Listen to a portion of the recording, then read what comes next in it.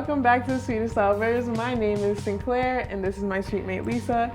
We are running a series in which we discuss murder mysteries and conspiracies and try to get to the bottom of what really happened. However, this week is different than most weekends, as it is Halloween weekend. Ooh! A little change of scenery here. We got some pumpkins decorated by yours truly in the middle. Very nice. Yes. Mm-hmm. And today we are going to be talking about the history of Halloween. Halloween's origin dates back to the ancient Celtic festival of Samhain. You might think it's Samhain, but it's Samhain, which was more than 2,000 years ago. The festival marked the end of summer and the time of harvest, leading up to the cold, dark time of the year that was often associated with human death. Yeah, that's winter, man. That's winter for you. Yes. The Celts believed that on the night before the new year, the boundary between the living world and the world of the dead were blurred. So on October 31st, they celebrated Samhain. And that is when they believed that the ghosts of the dead returned to the earth. Celts believed that the presence of spirits caused trouble and damaged crops, but they also believed that it made it easier for Celtic priests, druids, to make predictions about the future. These kinds of predictions brought a lot of comfort to those people during those cold and dark times because they didn't really know what to expect, so anything was better than what they knew. They even attempted making their own predictions. Yeah. To celebrate, Druids made huge sacred bonfires where people gathered to burn crops and animals as sacrifices to Celtic deities. Celts would wear costumes during these celebrations consisting of animal head and skin. After the event, they relit their hearth fires, which had been extinguished from earlier that evening, and they would relight their hearth fires with the fire from the bonfire to help protect them during the cold coming winter. When the Roman Empire conquered the majority of Celtic land, they passed down their own celebrations of Feralia and Pomona. Feralia was a day to honor the dead, and Pomona was to honor the Roman goddess of fruits. Later on, yada yada yada, a bunch of time passes. And then it was the Pope dedicated the Pantheon. There was this whole holiday called the Pantheon to martyrs and saints, and then there was another Catholic holiday that celebrated all the martyrs and people who died for their faith. But basically, it just kept evolving and spreading, and little groups would take a little bit, little groups would take a little bit of that. Yeah.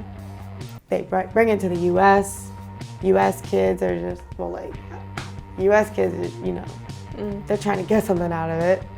And did you know that trick or treat, in exchange for tricks, in exchange for treats, they would give them prayer instead of tricks, because it's I think it's is that what they did? Yeah, Christianity was bad, bad, bad. So it's kind of put a damper on it and be oh, it's devil worshiping.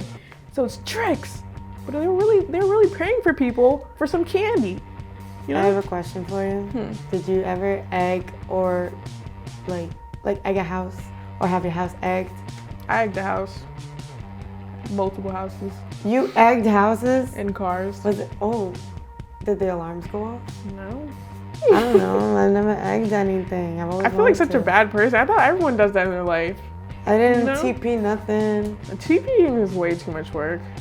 I like streamers. I like throwing streamers. I egged a house. You had a house? This is going to get me in prison, but listen. You had a house and now you're going to prison? No. Listen. Someone sold me a dog. Sold you a dog? Yeah, what are you going to be for Halloween? What am I going to be for Halloween? Yeah. That's a good question.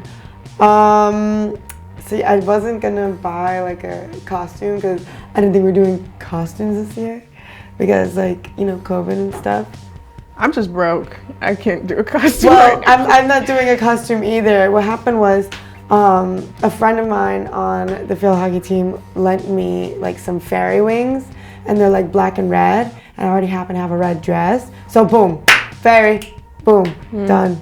I might be Joker, but I don't really have any plans. Joker? I'm supposed to go to like a party or something, but I don't have plans. Yeah, I keep hearing all these things, like people want to celebrate. Some of my friends want to go trick-or-treating. I don't know. I think it's cold. And I'd rather just watch Hocus Pocus. A little too cold, a little too fast. Low-key, I watch Hocus Pocus every year. All right, let's talk about the murders. Anyway. Let's talk about the murders of Halloween. So one that interests us a lot, you know, there are so many murders during Halloween. But it's like rightfully so. Like this is like hide your kids, hide your wife. Yes. Hide everybody because Halloween is actually kind of scary. Yes. I don't like being scared. Ronald O'Brien killed his son by poisoning his candy, and William Lisk shot most of his family members on Halloween. I think he was looking for an out because this man was like hundreds of dollars in debt. Yes. And like when you look at your kid, oh, of course you're not going to look at it and think, oh, this is like my blood. I love him so much. No, you're just going to look at the life insurance policy. And that's why he killed him, was for the life insurance. His son? Money. He killed his son for the life insurance. What does his son have to do with? It would make more sense that his son kills him for life insurance. Okay. I don't know. That's what I read about him. He was hundreds of thousands of dollars in debt. Yes. And it's so that's so cliche because people be putting like razor blades in candy. Well, yeah, I think that was like his whole like idea was by poisoning the candy. Yeah. Like it's like, oh no, any one of my neighbors could have poisoned my kid. But no, it's you. Yeah. It was you. And he was given the death penalty by lethal injection. That's crazy. That sucks because actually it's kind of ironic. I'm sorry, but that's a little like, I don't know. I feel like people did worse things, but like, you know, killing somebody, that is. His kid was 8. Oh, really? Yes. I'm hearing that when you said life insurance policy, I'm thinking he's like 20 something. No, he was 8. He went trick-or-treating with his son. Yes. The chair. And gave him, chair. Yes. Chair. Yes. I mean, it wasn't much of a mystery, but we know who did it. Yeah, it was Ronald. It was the man who killed Halloween. Oh, with cyanide. Do with cyanide. Cyanide. You know cyanide? There's apples. Apples has cyanide in it. I better stop eating apples. No, it's the seeds, but it's like, it's not enough to kill you. All the doctors started showing up. Yeah. Because apple a day. Yes. If I stopped eating apples, I bet I'd get like some doctor boyfriend. Yes. I don't know.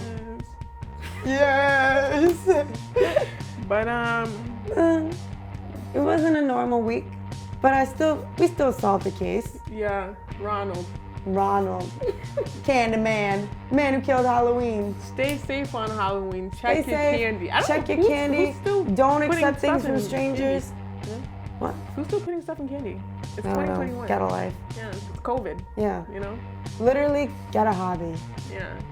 That's not putting, poisoning children. Get a safe holiday. Not holiday. Get a safe hobby. Don't harm others. Love each other. Have a great Halloween. Bless you. Travel in groups. Travel in groups.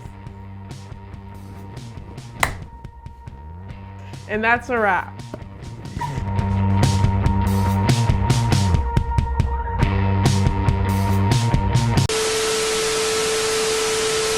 If it was your friend's houses, it's not really vandalism. Yeah, it was like people I knew. It was all good laughs. But anyway, so someone sold me a dog that had rabies, potentially had rabies, and they didn't tell me anything about it. Oh no. And I egged their house because you're not about to do this to me. And now that dog is potentially put down because of that man. So.